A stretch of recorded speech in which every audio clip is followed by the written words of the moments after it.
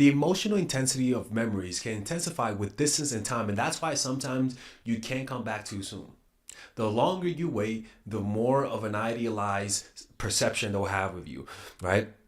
Nostalgia can evoke strong emotions, leading to desire to relive the past and recapture the feelings associated with the relationship. And all of this is an illusion. This is just a craving. This is just you getting over someone.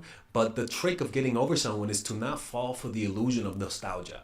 To remember that this is just a memory that really has no ground in reality, and it's just a sense of trying to cope with the pain of losing someone, right? Because a big reason why this tends to hurt a person, especially in their imagination, is that it causes them to have comparative idealizations, right? When someone walks away, there is a natural inclination to compare current experiences with the idealized memories of the past.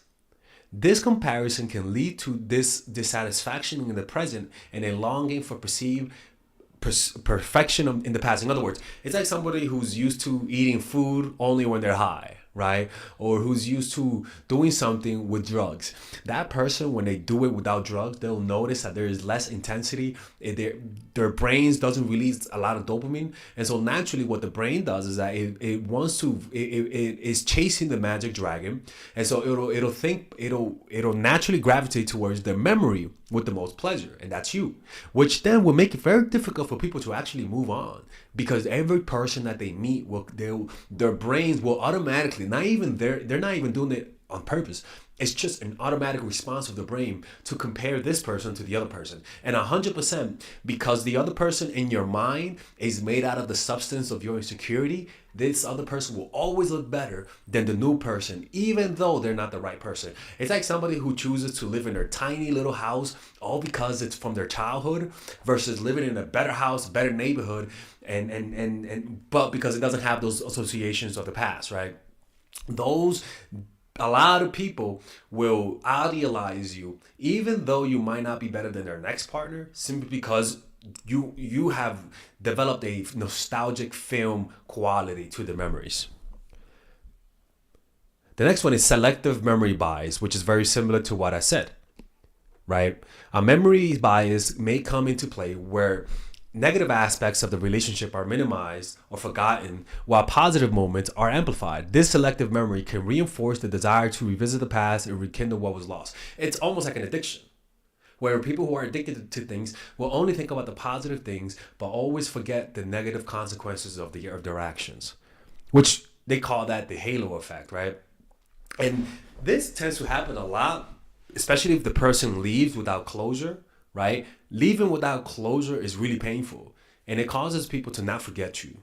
And I think leaving without closure is a cowardly type of thing. It's very cowardly, and to me, it shows me your character. If you leave people without warning them and just ghosting them, legit, you have a character flaw. You legit have a character flaw, and the person who got hurt because of that shouldn't take that person, because that's a reflection of your character flaw. Right? The act of someone walking away can leave a sense of unresolved emotions and yearning for closure. This unfulfilled need for closure can fuel the nostalgia and longing for the past, as the mind seeks to make sense of the departure. And this is actually honestly one of the worst things that anybody could do, man. Honestly, if you do that, you should be ashamed of yourself. I never said that in my channel. You should be ashamed of yourself. The next one is the impact of the way the memories impact you, right? Like a dog whose owner left, and the dog only has an article of clothing of the owner.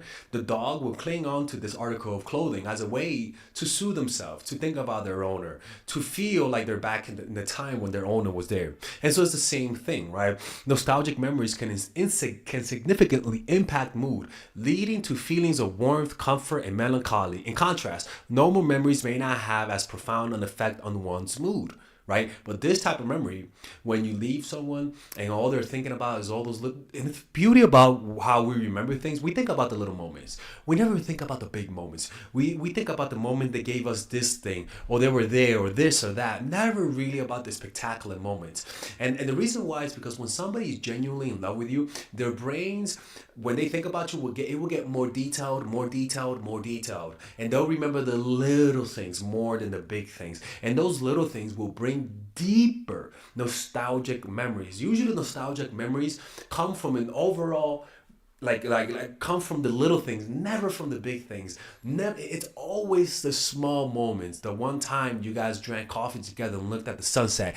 Moments that may be irrelevant in a movie, but are relevant in real life, right? And the reason why is because, you know, this walking away reveals the emptiness in your heart. Right? It reveals to you the emptiness in your heart. They feel that absence. There are habits that they do that they're not aware of that your presence will reveal. Like when a family member dies, right? And you're used to calling your family member every Saturday. When Saturday comes, you'll notice you pick up the phone to call. But then you realize they're gone. Or maybe you usually wake up and they have coffee for you and you're expecting coffee, but then you realize they're not there no more. Or maybe you're about to send a text message because you're used to sending a certain text message, but then you realize they're not there no more.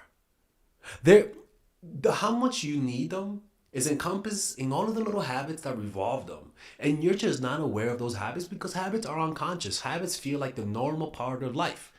But the truth is that those habits will indicate to them how dependent they are on you. A sense of how important and valuable and how they didn't value you. And how, without even knowing it, a lot of habits revolve you. Where they usually do work and they're used to being there. Now they look up and there's an empty chair. Where they usually, when they're sad, they would text you, but then you realize now you can't no more. Those habits that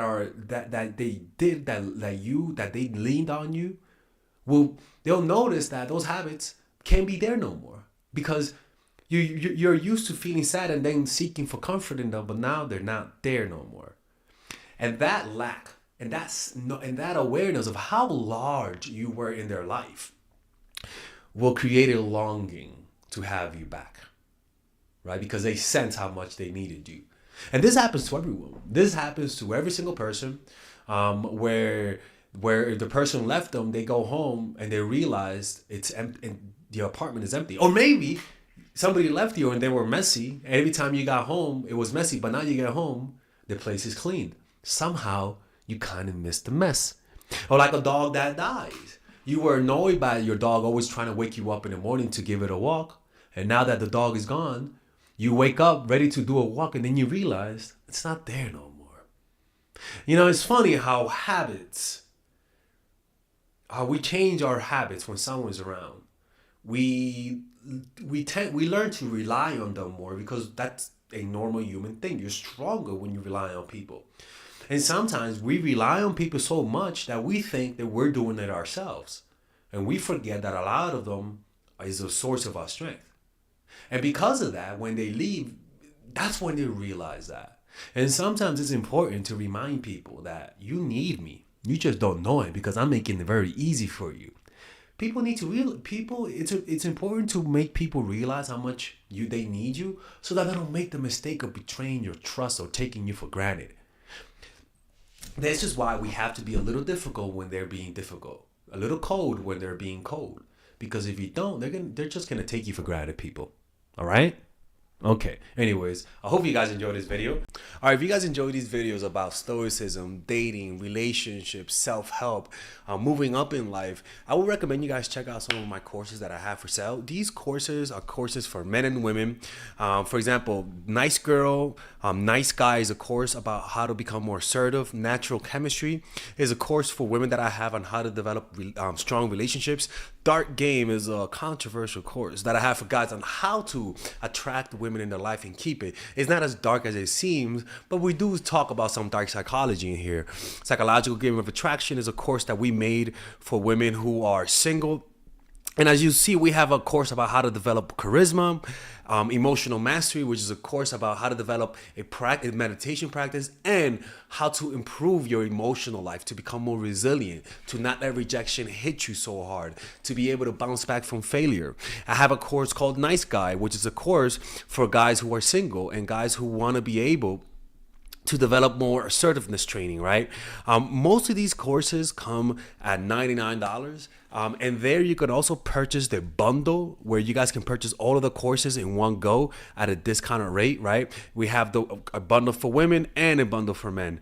So click in the description down below to check them out. You can browse around and see the courses that you like. And if you don't like them, you guys can ask for a 30-day money back guarantee, and I'll give you guys the money back, okay? And in fact, we actually have a new one for women right now we're developing. It's called the Feminine Woman.